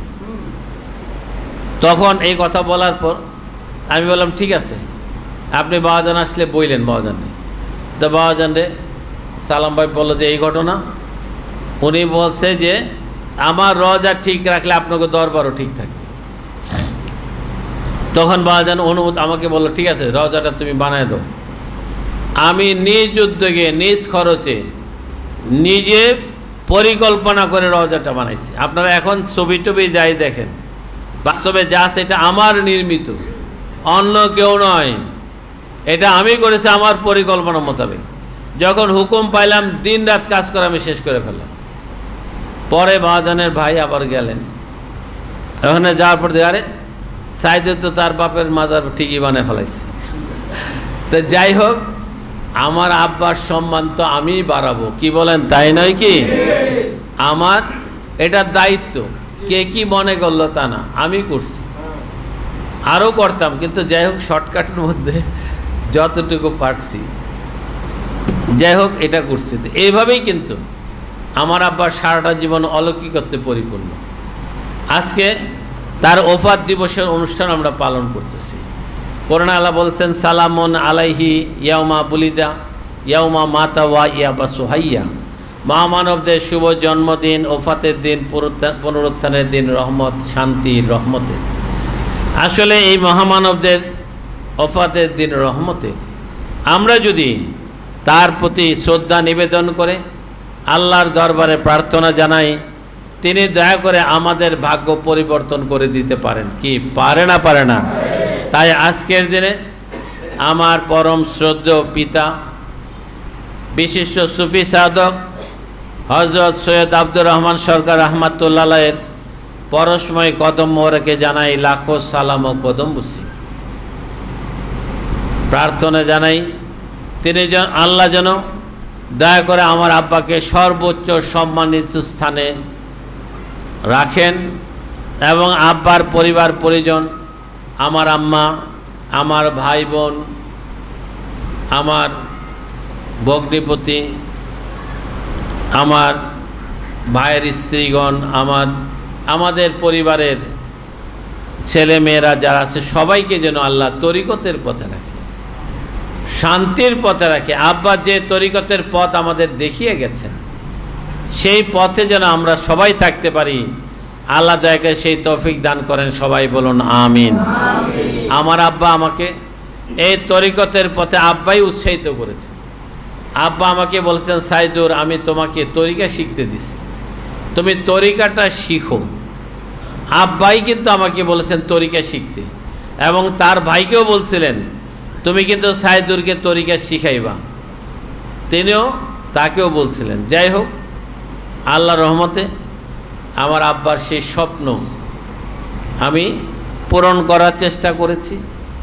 তারপরেও আপনাদের কাছেও দোয়া চাই যেন আমার আব্বার স্বপ্নটা আমি আরও সুন্দরভাবে বাস্তবায়ন করতে পারি। সবাই বলুন আমিন। আজকে আমার আব্বার ওফাত দিবসে এই অনুষ্ঠানে আপনারা যারা এসে হাজির হয়েছেন, যারা অনলাইন প্ল্যাটফর্মে যুক্ত হয়ে এই অনুষ্ঠানে অংশগ্রহণ করেছেন, আপনাদের সবাইকে আমাদের পরিবারের পক্ষ থেকে, সুপ্রিম কাউন্সিলের পক্ষ থেকে জানাই আন্তরিক অভিবাদন, মোবারকবাদ, শুভেচ্ছা, স্বাগতম এবং আন্তরিক কৃতজ্ঞতা। আল্লাহ যেন এই দিনের উসিলায় আপনাদেরকেও সত্যিকার আশিকে রাসূল হিসেবে কবুল করে নেন, আপনাদের পরিবার পরিজনদেরকেও আশিক রাসূল বানিয়ে দেন। আল্লাহ যেন আমাদেরকে আশিক রাসূল সমাজ গঠনের তৌফিক দান করেন। সবাই বলুন আমিন। দেখেন, আমরা আসছি, আবার চলে যাব। যদি আমরা সন্তানদেরকে, পরবর্তী প্রজন্মকেও আমরা যদি সঠিক পথ দেখিয়ে যেতে পারি, আমরা চলে গেলে তারাও আমাদের জন্য দোয়া করবেন। আমরা কবরে থেকেও আল্লাহর রহমত বরকত লাভ করতে পারবো। সুতরাং আপনারাও চেষ্টা করবেন আপনাদের পরিবার পরিজন সবাইকেই যেন এই শান্তির পথে, তরিকতের পথে আনতে পারেন। আব্বা আমাদের ছোটোবেলা শিখিয়েছেন বলেই কিন্তু আমরা এখনও ভুলি নাই। শৈশবের শিক্ষা কিন্তু মানুষ ভুলে না, বুড়া হয়ে গেল আরও বেশি মনে হয় যে আব্বা ছোটোবেলায় মুখ জায়গায় নিতেন, কোথায় নিতেন না নিতেন মনে পড়ে। আপনাদের কি মনে পড়ে না? আপনাদের বাচ্চাদেরকেও যদি ছোটোবেলা মিরপুর দরবারে নিয়ে আসেন, ওলি আল্লাহর কাছে নিয়ে আসেন, তারাও বড় হলেও বলবে যে আব্বা তো ছোটোবেলা ওলি আল্লাহর শিক্ষাই দিচ্ছেন। আমরা কেন ভুলে যাই? তারাও কিন্তু এই পথ ছাড়বে না, তারাও আঁকড়ে ধরে থাকবেন। সুতরাং অভিভাবক হিসেবে আমাদের দায়িত্ব, কর্তব্য হলো এই শিক্ষাটা আমাদের পরবর্তী প্রজন্মের কাছে পৌঁছে দেওয়া। আল্লাহ আমাদের সেই তৌফিক এনায়েত করুন। সবাই বলুন আমিন।